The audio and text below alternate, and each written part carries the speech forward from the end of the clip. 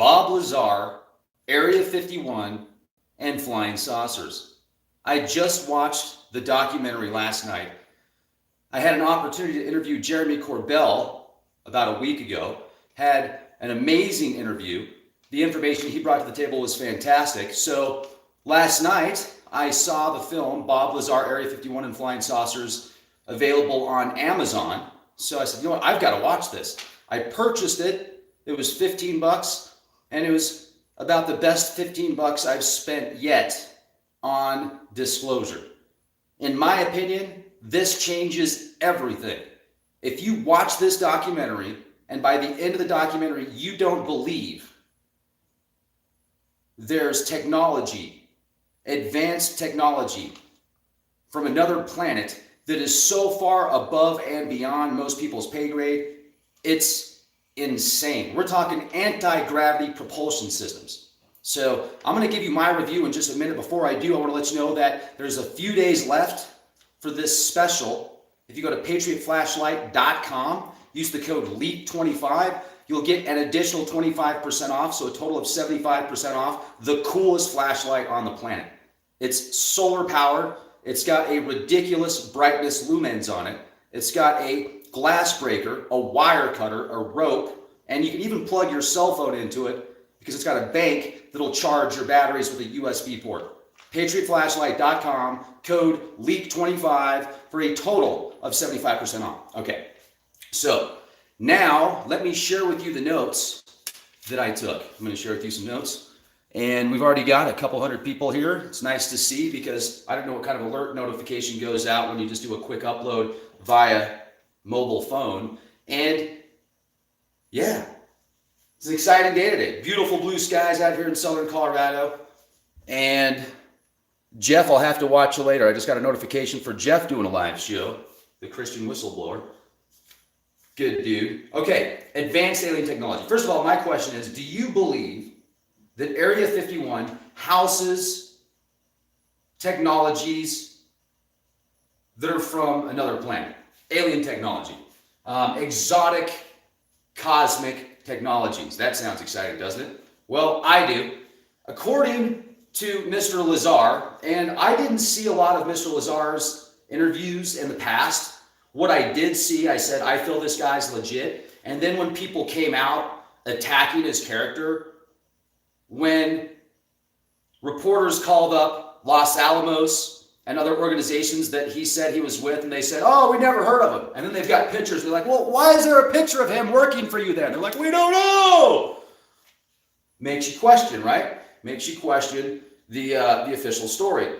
Well, when people come out and start bragging about nuclear technologies, nuclear rockets to go into outer space versus anti-gravity, and then they're going after that, going after Bob, saying that he's just making stuff up, makes you go, I wonder why that would happen. What's the agenda here? Well, in this documentary, Bob Lazar, Area 51 and Flying Saucers, amazing. Watch it. Spend the $15. Get it. It'll blow your mind. If you want to know about disclosure, get it. And I'm not making a dime to say this. Justin's not paying me a dime to say this. I mean, it's that good. It's awesome. I watched it last night. I'm like, you know what? I got to do a review on this thing because this is insane. So imagine the military picking up 9 spacecraft, exotic cosmic technologies that use anti-gravity reactors. So far above and beyond what anybody has used in the lab here that it just rewrites physics. It's completely different physics. Well, here's what makes this even more interesting about this interview. Or not this interview, but about this, I'm so used to doing interviews, I say interview, but about this documentary that was put together by Justin and Bob. And you can actually, if you go to Extraordinary Beliefs, I'm looking at his website right now, go to extraordinarybeliefs.com. You can read about it there. Watch the podcast that I did with Justin the other day also to get a nice glimpse into the other side of technologies. So 9 craft. And then you might ask, well, how did they get the craft? Did they shoot the craft down? Did they call up did they call up Ghostbusters and Ghostbusters opened up a portal for them? Was Aleister Crowley and Parsons and Hubbard that opened up some vortex and then Lamb started falling in? How did they get these craft? Well, according to the information that I have, watch the documentary, they found these craft unharmed. Most of them have, just perfect condition. They found them in some kind of like archaeological dig or something. Now you can read plenty of scriptures and plenty of stories, history. You can look in cave paintings, you can look at carvings, and you can see what looks like flying saucers and extraterrestrials. Where I live is one of the most paranormal hotspots on the planet. Out here in southern Colorado, the conquistadors reported seeing UFOs out here, flying saucers, rod-shaped craft in the skies. It's pretty intense out here. I've seen some things that are insane. I've seen stuff out by the Mesa, Archuleta Mesa. Chris and I the other day saw this craft. I mean, I'm pretty sure it was one of ours because of the lights that it had on it. At first we thought it was a helicopter. At first we thought it was something lighting on the top of a mesa, so when planes flow by, they could see the light. That's what Kristen said. I said, I don't think so. Then it got closer and closer and closer. I said, oh, it's probably a helicopter. I jumped out of the car. I was so excited. I took a couple pictures. I know what I should have done is hit video because it was dark and it was a little ways away, so it's attempting to zoom in on it. It's blurry. Well, then when it leaves, Chris and I are like, wait a second. That thing didn't make any noise. It was totally silent. So some type of silent craft flew past us when we were close to the Archuleta Mesa. There's a lot of woo-woo out there. Speaking of woo-woo, Cliff High is going to be on the program at 2 o'clock Central, 2 o'clock Pacific, 2 o'clock Mountain Time. And he has some insane woo-woo, like mind-bending, expanding woo-woo. So you want to be there for this one. He even texted me yesterday. He said, Rex, get some sleep. I've got a lot to discuss with you. I've had a dozen interviews with Cliff in the past, and he has never, it was actually email. He's never emailed me a day early and said, Rex, get some sleep. This is big. So you want to be here for that one. But this is where it got very interesting, folks. Element 115. Element 115. Element 115 is what is supposed to power these anti-gravity propulsion systems. Well, Bob had a conversation with Justin, the producer of Area 51, Bob Lazar, Area 51 and Flying Saucers, the documentary. In my opinion, right now, this is the best documentary there is for disclosure. The best. Because you look at Bob, and you watch Bob in these interviews that he did in 1989, and then you watch the interviews that he did with Justin, when Justin was just following around for a week. You look at him in the eyes, you watch his body language. If you know how to read people's body language, if you're good at telling if is somebody lying, is somebody telling a story, is somebody making something up, is somebody fabricating something, just watch him. He's legit as it gets from what I've seen. And to add to that, he's passed all the lie detector tests that they gave him. Well, this Element 115 that he had a discussion with Justin in the woods. They went out in the woods and talked about this stuff, away from everybody and everything. So they thought they were in the middle of the woods, and they thought that nobody was listening. And they had a conversation about Element 115. And then guess what? Bob's offices were raided the next day by the Federal Bureau of Investigations. And then the conversation was repeated back, word for word, what they said. How did that happen? Satellite?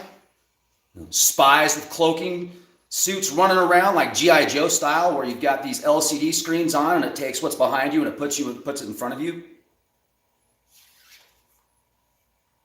They didn't have their phones. They didn't take their phones. They didn't take any electronics with them. How did they hear it? What did they get? But it's all a conspiracy. It's all swamp gas. We should be using nuclear rockets to send people into space, not anti-gravity propulsion systems that are being reverse engineered. Area 51, the most mysterious place on the planet. One of them. Now everybody knows about it, but nobody can get in. Places. I can't wait to share with you some information on Area 51, but I can't yet. I can't. But that's okay, because I have a trillion clones of myself. So if something happens to me, there'll be another one that pops right up and it'll tell you what happened. And I'll just transfer my consciousness into the other sleeve And speaking of sleeves, did you see the Tesla sleeve demonstration where they had these humanoid-looking figures in glass, and they're like, hey, would you like to download your consciousness into this new sleeve? It's totally solar powered, dude. It's awesome. You should check it out. And you're like, what the heck is that, man? So, Element 115, the office is getting raided. And then I told you about the recordings, and they went out in the woods. They thought they were away from everybody, and then somehow they heard everything. The 9 craft recovered. 9 craft recovered. 9 flying saucers with anti-gravity propulsion systems. This is awesome. So, I mean, you've got to watch this. I'm so excited. I want to go run around in the snow naked. Well, I want to do that anyway, but it's just really, no, I don't. It's freaking cold out there. Are you serious? It's too dang cold, man. I don't even like to run around my house naked because it's cold in my house. It's cold in my house. The insulation in here sucks.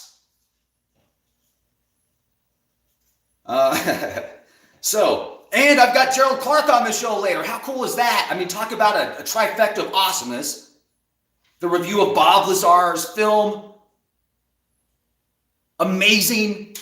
Then Cliff High, email me the day before, Rex, you need to be ready for this. You need to get some sleep.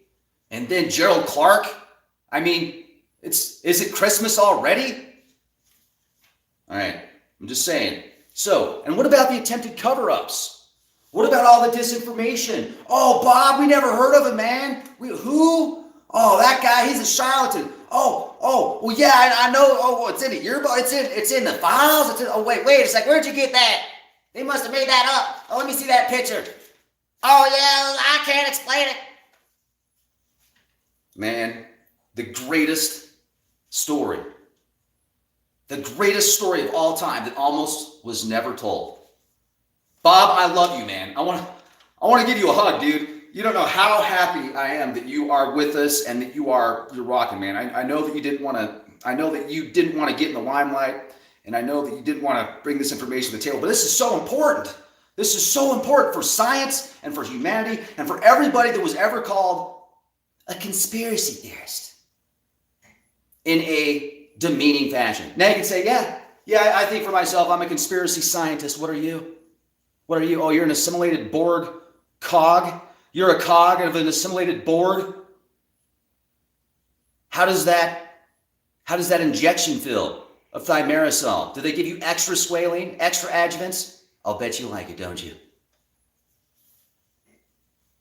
Oh, Bob, you're my hero, man. You were awesome. So Area 51, not so secret anymore, yet good luck. Like, they've got that whole place surrounded. You'll start seeing the, what do they call them? The camo guys. You'll start seeing camo guys in Raptor Fords and Ford Raptors that have like 400 horsepower. Place is insane. So imagine they find these craft and they're like, dude, we got to test these things out. Where do we do it at? Where do we test them out at? Well, we got to go test them out in a place nobody can see them. I mean, no wonder they're so secretive out there. It's one thing if you've got like a Russian pilot, like a Russian fighter jet or some type of foreign craft. But if you've got a freaking UFO from outer space, yeah, you don't want anybody seeing that. And then you start mixing that technology in with domestic craft. What if it crashes? What if they're testing stuff out there that's so far out and so fast and so insane that they have crashes that happen? Maybe, not necessarily on a regular basis, but maybe stuff out there crashes more often than we think, we know about. So they got to go recover that crap before somebody else is like, dude, look what I found. It's an anti-gravity propulsion system. This is amazing. And they start floating there. And they're just like, but then Bob brought up another amazing point. Think about all the stuff that's in the Bible. As an example, the Ark of the Covenant. People just looked at the Ark. They turned to stone. What about, or something like that. And what about all these prophecies, or not prophecies, what about all these hieroglyphics and these tombstones and these ancient tombs that were opened, Egyptian pharaohs, probably Atlantean pharaohs as well, and the Egyptians. No, they're Egyptians. The Great Pyramids of Giza, the original three, or at least the Cheops Pyramid. The Cheops Pyramid was probably around when Atlantis was. The ancients probably spoke via telepathically, so they didn't need to write stuff down. They could just walk up to you and pat you on the shoulder, and they could download everything you ever did just based upon the DNA that interacts with your own. Their pineal gland was so open that if they wanted to know something, it was like an instant download. They didn't need a computer to plug into their mind to download that. Well, now let's imagine that you come up with, you find this technology and you open up this anti-gravity box, this anti-gravity propulsion system. You open it up and it's like shining. You're like, whoa, man, look at that. And then you try and touch it. You can't because there's like this gravity. There's like this force field. Like ding, ding, ding. And then the next day, you don't show up to work. So your boss keeps calling. You don't show up. So they send people to your house, and now you're just like, you're an ice cube. You actually turn into an ice cube somehow. Because by touching that force field, it messed with your DNA, and within 12 hours, it rewrote the DNA at a cellular level, at the DNA level, at the strand level, and turned you into a giant ice cube, and you're still frozen. They try and unfreeze you. They can't. They start. They get these torches, and just still you're totally frozen. And then, like our ancestors might have looked at that. Even people today would look at that and say, "Oh man, it's magic. It's magic, man. It's a curse. They're demons. They're demons. I told you it was demons. It was in the Bible." Maybe it's technology. Maybe it's just something we can't explain. So for those that attempt to explain it, they use religion. They use faith, because faith is not knowing. Faith is believing in something you don't know. You can't prove. That's my definition of faith. Does it mean it's not real? No, it doesn't mean it's not real. It just means you don't have enough evidence to prove it, so you're using faith to believe in it. Faith can be a very powerful tool. I have faith in things. I have faith in many things I can't prove. So amazing, absolutely amazing. So let me ask you this. If these technologies are released into the world, anti-gravity propulsion systems, cars, trucks, airplanes, now you can build a spaceship. Forget about building a nuclear rocket ship to send to the moon. No, we've got an anti-gravity propulsion system. Let's just hop in and go. It actually creates a vortex as it moves. So it's creating this vortex, and it's sucking this craft into the vortex as it moves around. It's incredible. No, I mean, you got to have faith. You got to have faith. That sounded bad, but you got to have faith, man. Faith's awesome. I love faith. People call me all sorts of things because I don't follow the official status quo of their religious indoctrination dogma systems. So, I'll be called an antichrist. I'll be called the Jesuit shill. I'll be called the reptilian shapeshifter. I'll be called the demon. Okay? Well, maybe I'm exposing your own insecurities. So you're projecting your fears and your ignorance towards others. And on that note, I'd like to say be excellent to each other. Catch up with us later. Cliff High and Gerald Clark. So Cliff's going to be on at 2 o'clock Mountain Time. And then Gerald, I'm going to have Gerald on the show at either 6 or 7 p.m. Mountain Time. You're amazing. I want to thank you all so much for helping others. Be excellent to each other. Oh, yeah. Check out tinfoilcat.co too. Check this out. tinfoilcat.co. I am almost out of caps. So the response has been insane. Liners, almost gone. MK2s, I've got less than 10 of those left. I've got a handful of the MK1s left. And the gold edition, we're working on a new gold edition cap. Remember, these have 5G liners in them that block up to 30 gigahertz, which is in the 5G range. Well, if you go to tinfoilcap.co, you can see the inventory that we have left. But these ones are really cool. They've got the tinfoil cap shield insignia that the architect put together. Julian put this one together. And then, so I've only got a few of these guys left, the MK2s. A few of these left. See, it looks like tinfoil, but it's not. It's not real tinfoil. But that way, if somebody calls you a conspiracy theorist and says, "Where's your tinfoil hat?" you say, "It's right freaking here, man. Where's yours?" And then this is the liner. So you can see it uses two different fabrics that block the lower frequencies and the higher frequencies as well. And wouldn't it be cool now if, like, the next step? I mean, something's watching out for Bob. Someone is definitely watching out for Bob. Otherwise, things would be different right now. And I think he's very intelligent. I think he's probably got a, now this is just my thoughts. I don't know. I'm just, this is just my, that element 115, maybe that's a contingency plan to keep him, to keep him around. Is just don't let anybody find it. Don't let anybody find it. So wouldn't it be cool if he reverse engineered that stuff? And he found a way on his own, in his own laboratory, to make element 115. And then one day he was like, "Oh yeah, I just released it to the world." And everybody's like, "Dude, I got this stuff, man. I'm just floating." They're like floating to work. I want to float to work.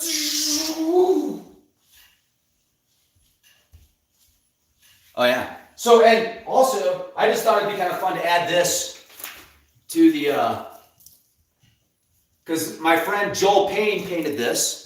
He's an incredible artist, and he painted this. And I thought to myself, wow, look at that. It's got one of those hovercrafts on it. And I'm thinking to myself, the hovercrafts, I wonder if those hovercrafts use similar technologies just on a smaller scale. Because it's one thing to hide technologies for national security. I get it. I totally get it. There's certain technologies that are out there that you just need to keep a secret. Because if other people got those technologies, then they could do stuff that could mess a lot of people up. So I totally understand that. But if you had a system in play, for example, smaller systems, so you could just drive to work and maybe not necessarily drive to Saturn and check out the rings out there and go hang out at the resort that was built on Iapetus a long time ago, according to some people. Could you imagine how different things would be? It'd be insane. It'd be awesome. It'd be like the Jetsons. The MFers don't want that. They want complete control. One of the biggest control systems. Fuel, energy. Control energy, you control the people. If you had free energy, if you had abundant energy, if you didn't have, these nuclear reactors around the world, what would happen to the nuclear reactors? We can't even explain gravity. Wall Thornhill did a great job explaining gravity. We're barely at the level, let me rephrase this. We're barely at the level of understanding gravity. So how do you find a device 30 years ago that's buried in the sand, that has an anti-gravity propulsion system that builds a worm, like a vortex around it, and you can move around, free will. You think you want to go to Mars? Let's go to Mars. Yeah, come to Mars. You're there. Like Dr. Manhattan. And Dr. Manhattan, I heard we're related. I can't confirm that, but I did hear that. Dr. Manhattan is actually one of the Watchmen. They're coming up with a new Watchmen series. How awesome is that? A new series, Watchmen. Can't wait to watch it. Like, if anybody can compete with Thanos, Dr. Manhattan. If anybody can compete with Superman, Dr. Manhattan. I'm just saying. And on that note, be the change you want to see. See you soon.